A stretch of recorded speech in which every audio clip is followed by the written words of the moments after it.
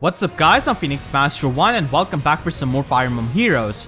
It's almost been a year since Three Houses was released and there are still so many characters and their timeskip versions I would like in FEH, and I feel like many people share that same sentiment, so I decided I'll do it myself. So this is a theory crafting series and this is all fun and games, but still I've tried to keep a bit of balance in mind. So if you like any of these units, let me know in the comments or how you would like these units in FEH when they get released. You can share your ideas in the comments and we can all have a chill discussion. And I never really asked this at the start of the video, but please be sure to subscribe so that I can see the other parts of the series. I'm super passionate about the series and I've worked hard on it, so I really hope you guys enjoy it. And with that said, let us begin. Kill every last one of them! We have got the big man Dimitri himself, the Savior King. So I want him to be a water pair up legendary hero. Azure Moon, Blue Lions goes well with the water theme, and he's the opposite of the element which Edelgard has got, that is fire. And he's a 173 BST Lance Infantry unit with incredibly high attack. He has got his relic, Eredbar. It gives him +3 attack on top of his insane attack. And if he's not adjacent to an ally, he gets +7 attack and defense during the combat, but it does damage him for 5 recall damage after the combat. And once again, if he's not adjacent to an ally, then he gets vantage effect basically, and this is a better vantage because the threshold starts at 80% as opposed to 75. So Eredbar is an extremely powerful lance. We of course cannot forget his other exclusive skill, Atrocity, which is the combat art you get out of Eredbar in Three Houses. This combat art is absolutely ridiculous and I've tried to make it loyal to that. So if unit special is ready before combat, it grants him effective damage against the foe, and that is extremely insane and super powerful with his high attack. And its secondary effect is basically a quick and pulse effect. Despite how powerful Atrocity may appear, it is actually balanced because it's taking up the slot B skill. If you have played Three Houses, you would vibe with Dimitri's base kit really well because Eredbar and Distant Counter captures his insane Battalion Vantage and Wrath strategy with Retribution Gambit, and he's known to literally solo maps with that strategy. It's so insane. So that's why I've got Vantage built into Eredbar and Distant Counter as a slot A skill. The isolation effect and the recall damage he takes from Eredbar and its effects is basically signifying his mental state in Timeskip of Three Houses. Atrocity stays loyal to the effective damage that he can get out of the combat art in Three Houses, and Edelgard's Raging Storm in Slot B has set a precedent, so we could guess that the other exclusive skills of these Three Houses lords are also going to be occupying the Slot B skill, which is good for balance because he can run something like Special Spiral and be a mini Ares basically with that Vantage, but he's going to be missing out on that insane effective damage and the quick and pulse effect. And if you try to replace his Eredbar with Slaying Lance and give him Quick and Pulse Sacred Seal with a 4-turn cooldown special, then yeah, you could have that special ready at start of combat, but you're going to be trading away Vantage and the insane raw power which Eredbar brings. So Slaying Lance would be a good option, but he doesn't have enemy face after that because he cannot run Vantage, so that's why I think Slot B is a pretty balanced thing which we could do for these exclusive skills. He's a versatile beast who can have insane enemy phase and insane player phase, being able to one-shot literally any kind of unit, even those who might have color advantage against him.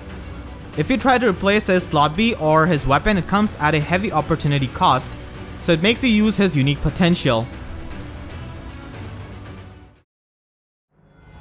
In FEH, we have got Hubert for Edelgard, Hilda for Claude, but there's no Dedue for Dimitri, and that's a crime. So Pre-Timeskip Dedue joins us as a 3-star, 4-star demote unit from the banner because let's be realistic here for a second. There's really no way Intelligence Systems is not butchering someone like him.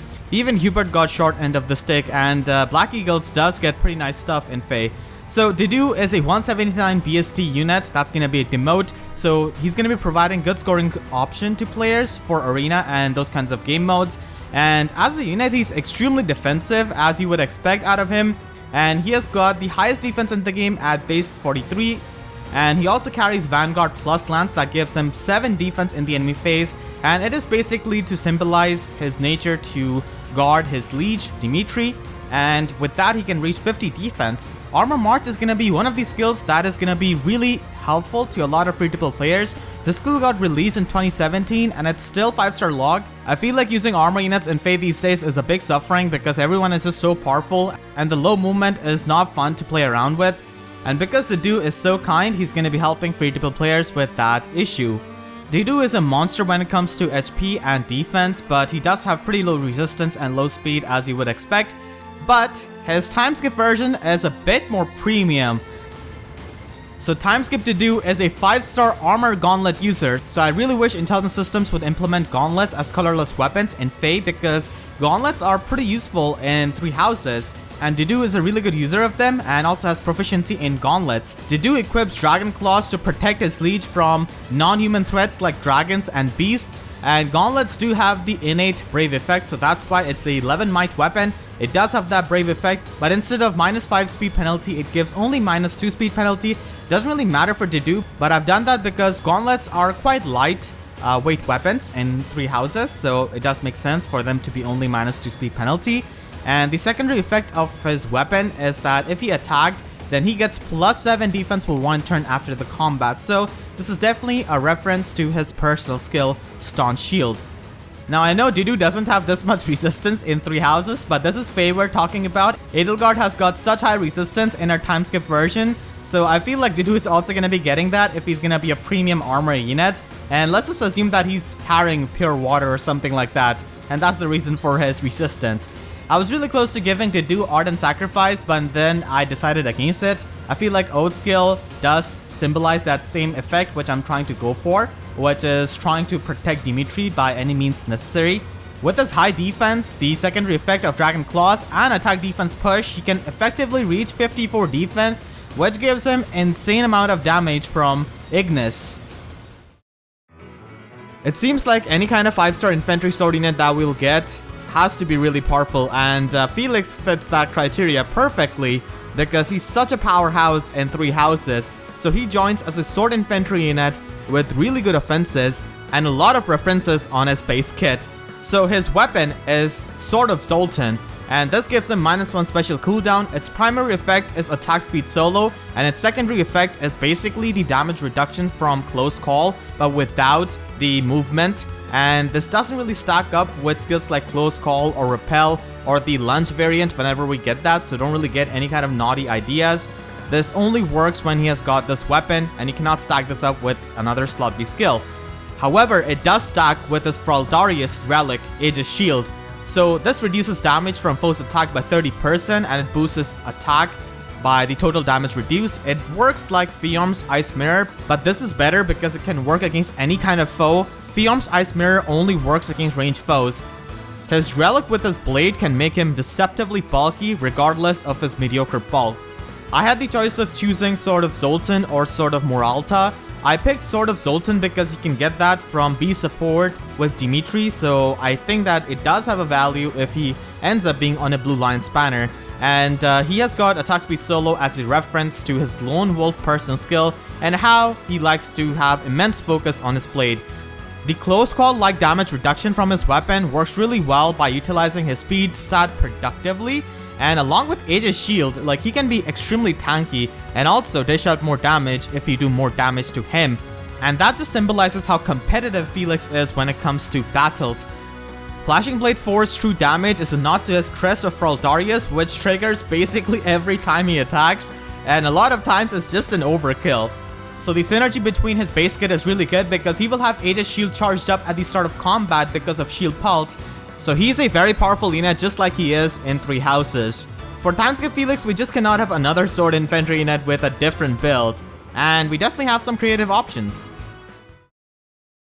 Timeskip Felix embraces his budding talent in Reason Magic, and he becomes a Mortal Savant. So he's an infantry red mage, and a pretty powerful one at that, as you would expect out of him. Now, Mortal Savant isn't really the best class for him and not even optimal, but still I thought this would be way more fun than just making him into another sword infantry unit for his Timeskip version. So his weapon is Fraldarius Conjure. It's a 14 might weapon and it gives him -1 special cooldown, and at start of combat, if he is not adjacent to any kind of ally, then he gets the Vodao effect. So it's a conditional Vodao effect basically, and if he initiates combat, then he reduces damage from foes' first attack by 50%. so it is really similar to Kogiro's start weapon. Steady Impact is from the family of impact skills, and we already have this on Blazing Durandal's Weapon Refine. So it gives him plus 7 speed and plus 10 defense during combat, and the foe cannot make a follow-up attack in the player phase. The conditional Voda effect on his weapon symbolizes his personal skill Lone Wolf, and also the Black Magic crit plus 10 that he can learn by investing into his budding talent in Three Houses. The damage reduction is again a reference to Aegis Shield, his relic, and he's still carrying it now even as a Mortal Savant. It's just that he doesn't have that as a special and has got that built into his weapon. Special cooldown 1 allows him to just abuse 310 cooldown specials like Luna and trigger the true damage from Voda effect of his weapon again and again. And just like the pre-Timeskip version Felix, he might seem frail on surface, but he is quite deceptively bulky. He's almost going to be able to survive any kind of combat in player phase with his weapon's damage reduction, steady impact skill, which also denies the follow-up attacks of any kind, and his high speed. So this Felix is a monster even as an infantry mage. Now there might be a lot of red mage nukes in this game, but still Felix tries to compete with them with his budding talent and the crit god that he is in Three Houses by abusing that conditional Voda effect. My boy Ashe doesn't even have 2 Cipher artworks to his name, so I have to use his portrait from Three Houses. And as you would expect, he definitely seems like a 3-star, 4-star demote character, which Intelligence Systems is most likely to do, but still, I've tried to make him unique. First of all, he's a red archer, and a red archer has never been demoted before or given out as a free unit. He's got 168 BST, and he also ties for the high speed stat as an archer with Winter Marth. And his high speed and fire speed bow does symbolize his past life as a thief who have to be nimble and have to avoid any kind of direct combat or confrontation. As a demote unit, he does bring many juicy skills like fire speed bow, attack speed form, and sabotage defense, while also being a pretty decent unit himself, and we don't really have too many red bow archers. So he's not going to be facing any kind of competition from other red archers who are 5-star locked units. Timeskip Ashe is more premium and is more min-maxed than pre-Timeskip Ashe, so he gets a preferred weapon, and this time he's a colorless archer. Dedue is his bow, which gives him plus 3 resistance, and it has got the same effect as Broadleaf Fan, where the debuffs on the enemies power up his attack.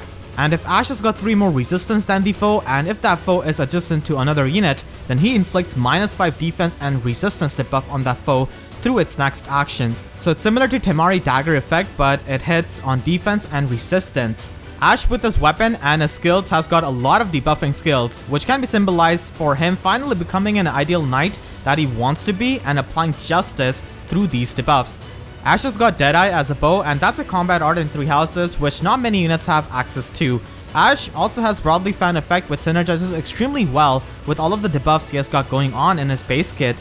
And Ashe is not really the best unit in Three Houses and doesn't really have this much resistance growth rate, but still I tried to make him unique for an archer by just giving him a supportive role, and it can also help him do more damage because he's not the strongest raw fighter, but through other ways like his debuffs he can truly have a very powerful damage output.